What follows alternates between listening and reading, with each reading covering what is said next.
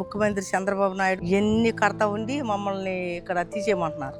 మేము ఇట్లా పెట్టుకొని ఎర్రడెక్కలు ఇట్లా చాకరీ చేసుకుంటున్నా కానీ మమ్మల్ని పట్టించుకున్న కూడా లేరు. ఈ కొట్లు కూడా తీసేయమంటున్నారు.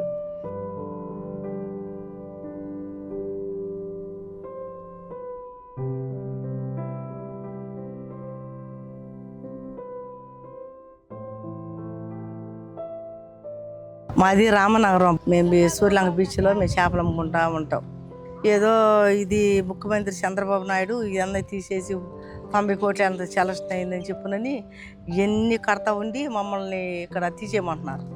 మా పెద్దలు పుట్టిన కానించి ఇదే పని.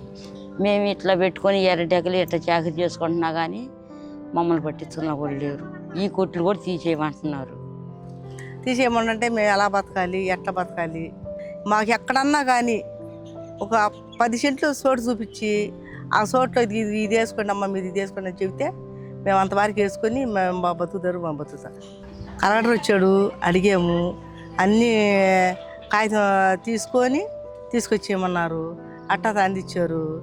సీఎం వచ్చాడు ఇక్కడ ఎస్ఐ వాళ్ళు వచ్చారు.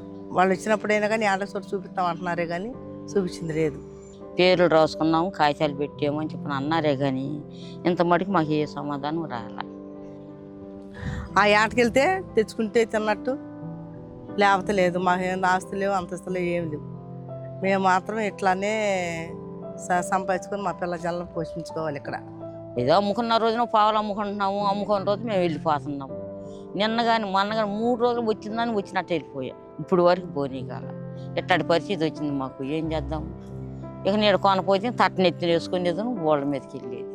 ఎవరైనా పెద్దవాళ్ళు అన్నది ఆదరించి మమ్మల్ని ఏదన్నా సౌకర్యం చూపించి ఈ బలం తీసేయండి తీసేస్తామే కానీ ఇప్పుడు మాత్రం ఎక్కడ తీసేయండి మేము తీసేయలేము.